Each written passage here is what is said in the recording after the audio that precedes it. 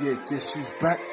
It's back chat's back and I'm better than ever. Gonna post content no matter the weather. Hard work, dedication, Floyd Mayweather. Bomb squad, about to put the game on a stretcher. AJ had a couple of off nights. Root switches, lights off and Usyk hitting with straight rights. Canelo chasing greatness but came up short. Javonte Davis knocks out Rolly, man, that's what I thought. Terence Crawford pound for pound on everybody's list. The big fish gonna do the talking with his fist. Teofimo still planning the takeover. Haney, Shakur and Davies are taking the game over. But guess who's back? I said guess who's back? Man, guess.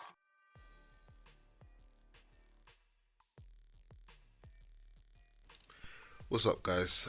Real quick, I'm not going to spend too long on this one. Anderson Silva versus Jake Paul. It was a good fight, really great fight, really enjoyable fight. It definitely didn't disappoint. They went blow for blow from the first bell. Anderson Silva pushed Jake Paul all the way. He was in his face. He was aggressive. It was blow for blow, and that's what the fans want to see. You know, it wasn't like this fight between Jake Paul and Anderson Silva was like miles better than the fight between Tyron Woodley and Jake Paul. You know what I mean? 1 and 2, both fights couldn't compare to this fight at all. So, you know, definitely they definitely brought it. Jake Paul's a warrior, man. You know, for someone who didn't have any amateur background, was a YouTuber, and you know, just had a passion for boxing. I mean, a lot of people are saying like, oh, when is Jake Paul gonna fight a real boxer? When is he gonna fight a real boxer? But if you think about it, he has these fights that he's fighting. He has to have these fights because this is his version of amateur boxing. You know, he doesn't have any amateur career, so he has to fight these people who are, you know, celebrities, and then, you know, fellow YouTubers, and now fighters from kind of that don't specialize in boxing, and then eventually real boxers. Makes sense, and I think it's totally fair. I've got nothing against the whole Jake Paul affair where, you know, he's boxing non-boxers. You wouldn't want him to box a real boxer and get annihilated straight away. You know what I mean? So I think it's totally fair. He's having his little introduction to boxing, to professional boxing. I think he's almost ready to fight a real boxer, a ranked boxer. And I thought his performance was really good. Some people say they think Anderson Silva won. I personally think Jake Paul was doing the cleaner work. Anderson Silva he still got that upper body movement and the good defense, but he seemed his age was showing in his legs. You know, he didn't move his legs, he didn't move out of the way, he didn't move around the ring.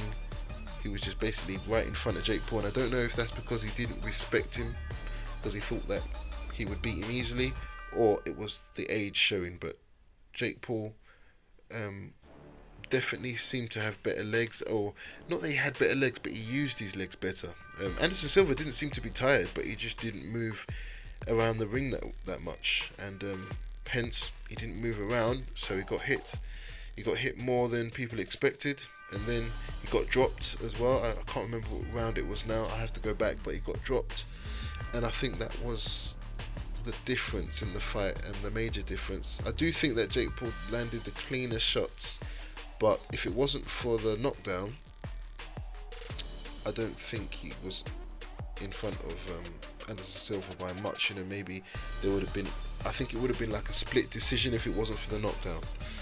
But yeah, good fight. Jake Paul now claiming that he is ready for, you know, a real boxer. He's ready to take on anyone, and he actually called out Canelo. I would love to see that fight, because he's got a size advantage, but then disadvantage in experience. Is he ready for Canelo? No, he's not ready for Canelo. He's not. Doesn't matter how good he looks so far, he's not ready for Canelo. I think Triple G would be better. You know what I mean? From looking at how Triple G looked against Canelo, but he's still a few fights away from, you know, a top name. I think he should have 2 more fights, and then he can call out the top names.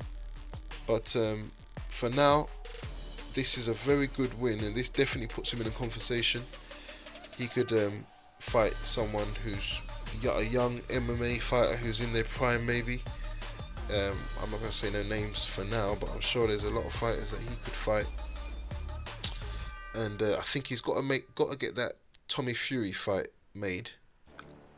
I think that will be a good test for him. And there's a few fights out there, but definitely I see him getting ready to fight real fighters now. You know, he fought well. He's got a really good jab. You could still see the amateur.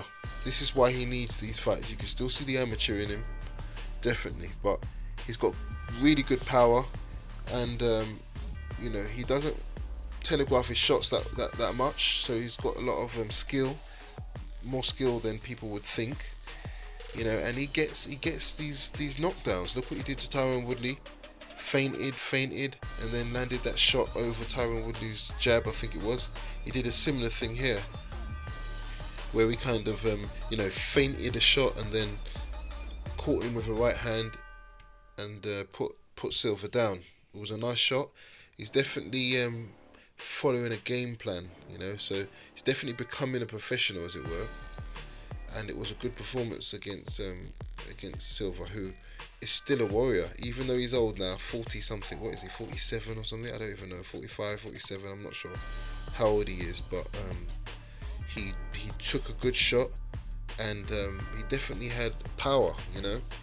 He had a lot of power, and even Jake Paul was quite shocked at how he took some really good punches from him. So he was definitely more durable than Tyron Woodley, which is I don't know what that says about Tyron Woodley, because Tyron Woodley is much younger, but I would have thought he would perform better. But yeah, this was a good fight, definitely enjoyed it. But Jake Paul, I think, was the rightful winner. Like I said, I think Jake Paul landed the cleaner work. But yeah, in the end, you know, the highlight of the fight was Jake Paul dropping Silva. Like I said, I think it was the 8th round.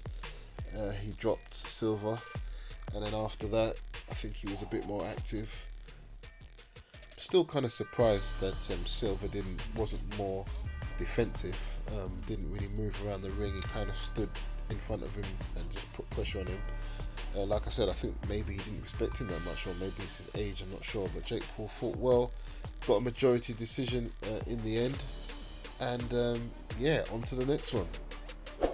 Once again, guys, if you enjoyed my video, please consider liking, sharing, and leaving a comment. Let me know your views, and please subscribe.